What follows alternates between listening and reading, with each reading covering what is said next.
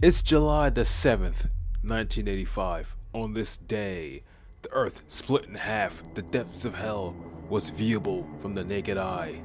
This happened in Australia, is what I'm trying to say. And from the fiery inferno risen a man equipped with his battle axe and his synth board. This legendary warrior is no one other than Michael John Gordon, better known as Mick Gordon.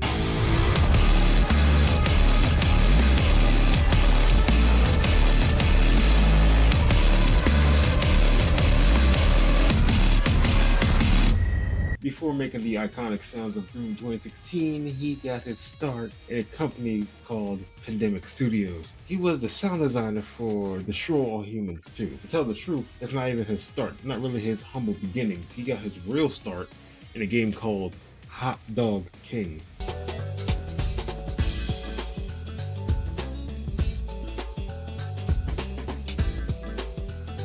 You know, I can really hear the Doom influence in this. Not only that, but he was also the sound designer and composer for other games. You got Nicktoons Attack the Toy Box, you got El Tigre, you got Need for Speed Shift, fucking The Last Airbender. The movie was based off the show. The game that was based off the movie that was based off the show. This man has been composing music for about 7 years now, so one thing I will say, he didn't find his sound yet. 2013, November 22nd, Killer Instinct was released to the world, a reboot of the Nintendo 64 game series of the same name. This game needed a composer though, someone that could match the vibe, the intensity, the aura of this reboot. You can tell where I'm going with this. Yeah, that's right. They got Grover. Mick Gordon composed the OST for Killer Instinct, mainly the first 2 seasons. He never stuck to one style or genre with this game. He did like 8 different genres. His musical range can span from hip hop to choir to metal. All these genres can be achieved on the fly. I believe with Killer Instinct, he was trying to find his style of music. What I mean is, Mick Gordon has like a vibe, a style to his music. You hear it, you just know he made it, but it needed to be more developed over time. So what would he do?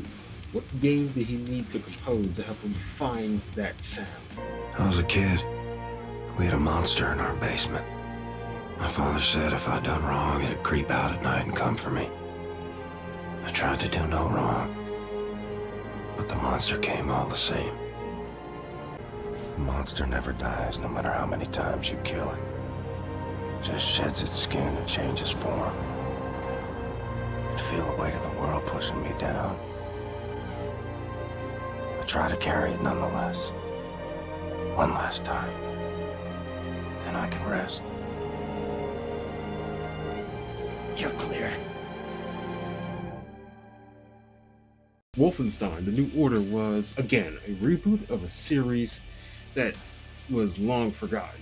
More like, nobody cared about. Now, I really want to talk about the soundtrack to both New Order and the new Colossus, but I'm gonna hold off on that until later, for good reason. So let's just discuss his most popular work, because in here, Doom.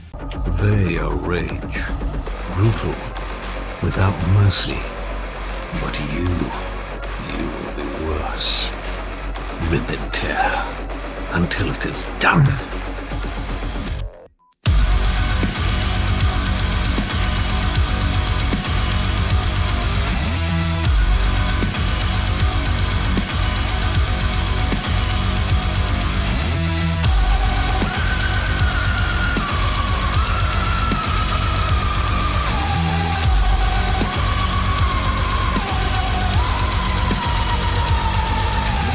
It goes without saying that Mick Gordon's most popular and recognizable work is Doom 2016. The sound of this score strikes the listener with such electronic distortion, buzz, and pops and all that. The guitar adds a layer of aggression to the music. Fans usually call this type of sound violence. I agree, but what makes the song sound so violent? I think it's the synth. The synth adds so much to the Doom score. it gives the game its iconic sound of violence. So what I'm going to do is I'm going to take the synth out of certain songs. You're going to hear how important it is to the score. I don't have professional software. I'm using virtual DJ, so I make do with what I got.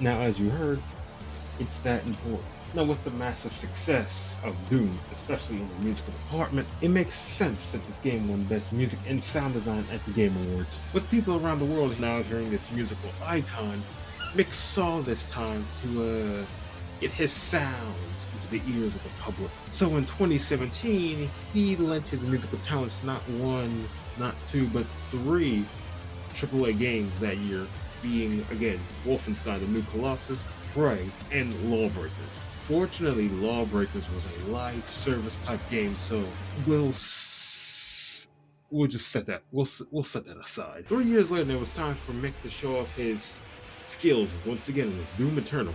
Man, this music goes so hard, and this mixing is so.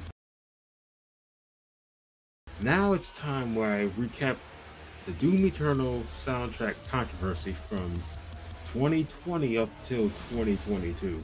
Now when Doom Eternal released, and if you also bought the collector's edition, you received an assortment of items, one of which being the soundtrack to the game. However, upon listening to certain tracks, fans noticed how the compression and the audio quality were lackluster. Mick Gordon made a comment about this, saying how he only got to mix a handful of tracks and everything else was thrown together by someone else. Obviously, someone else who didn't care. However, in 2020, around May or so, Marty Stratton made a public announcement stating that Mick Gordon's contract with id Software has been terminated, mainly due to missing deadlines, not communicating with the team, and delayed progress, just business stuff. Now, although fans were shocked, others believe that this doesn't sound like Mick Gordon. He puts effort into his craft.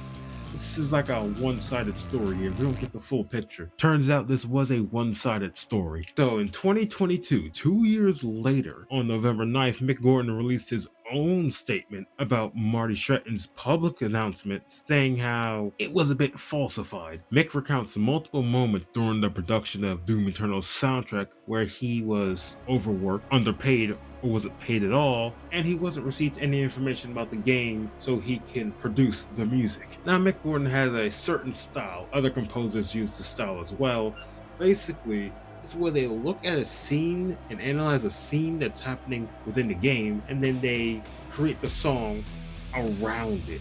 Basically, it makes the music feel more alive, more reactive to the game. These composers make it so that anyone who hasn't even played the game can listen to the song itself and they can get like a vibe of what this song was used for. This is why Doom won the Game Award for Best Sound Design. Mick Gordon made the music around the game. He made it feel like the game would be nothing without the music itself. That's just how he works. That is just his style. So instead of making music for the game, he's making music around the game. So to put a summary on it, he didn't quit music itself, he quit a toxic work environment. And after the news came to light, people were more on his side. A few days later, after Mick's statement came out, Bethesda stated how they were going to release their rebuttal to disprove Mick's points. However, it's been 2 years now.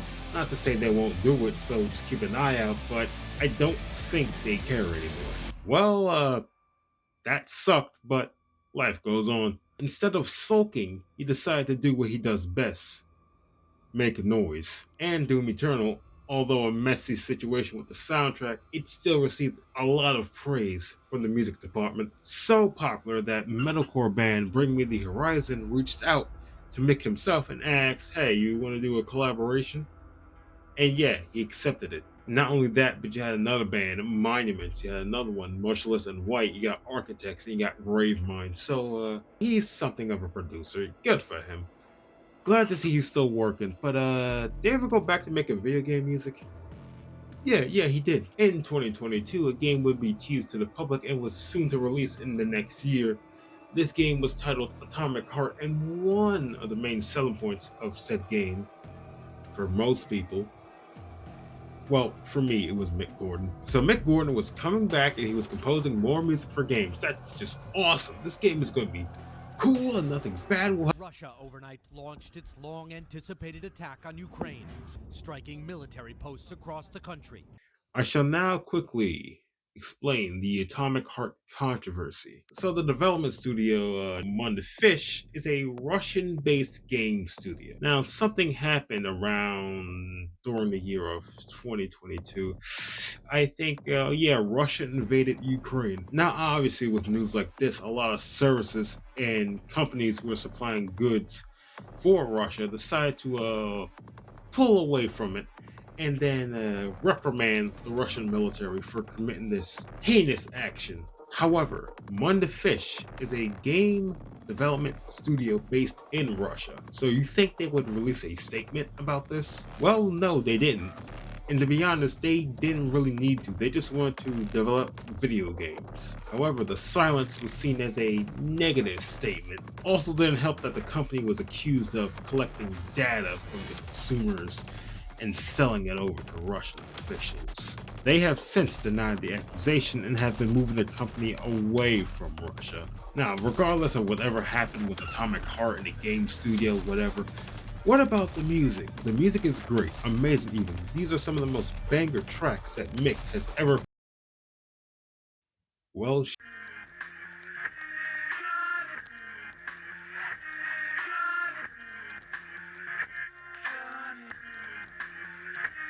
okay, so I don't know if I didn't see this announcement before or I just didn't bother to look into it, but there was another composer. There's three, in fact. Now, the second composer that was hired was Jeffrey Day. Jeff was a YouTuber, now composer, and his best claim to fame, his most notable work, is making video game covers in the style of Mick Gordon. Not to say that he can't be inspired and make something inspired from a legend. I'm just saying it's confusing, because when the game released and the data miners dropped the soundtrack, many people were under the assumption that some tracks were produced and made by Mick Gordon, but they were actually Jeff. So did he make something himself? He did, actually.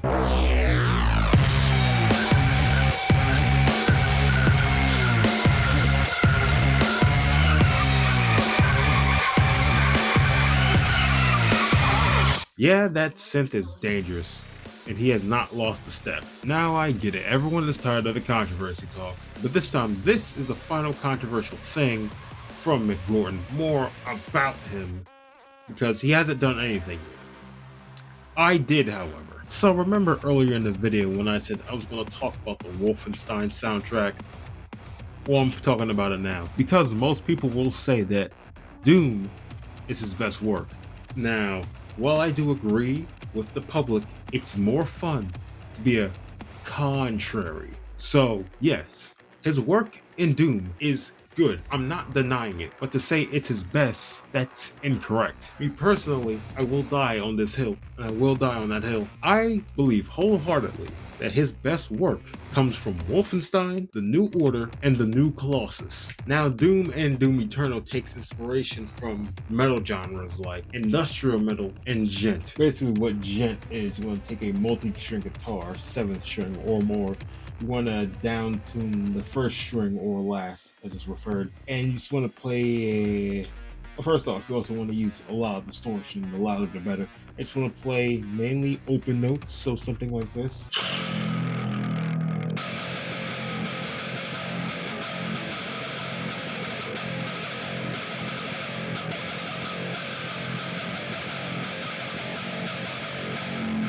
That's pretty much it. Now, there's nothing wrong with these songs. They're amazing in their own right, but Wolfenstein, you hear more emotion in it. Instead of just violence all the time, sometimes you'll get somber.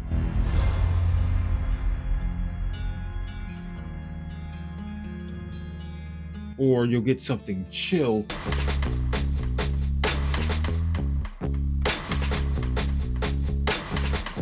make no mistakes, there's still violence.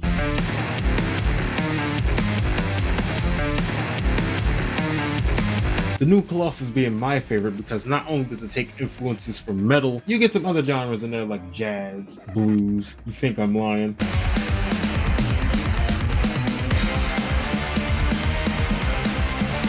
Not only that, Mick Gordon got to collaborate with another legend of metal when he was composing Wolfenstein: The New Order and The New Colossus. Now, if this man wields an axe, then his partner wields a great sword of death. It's a special collaboration from a talented man. It's Frederick Thorndale. I was trying to build mystery. And after listening to the self-titled track Herr Faust,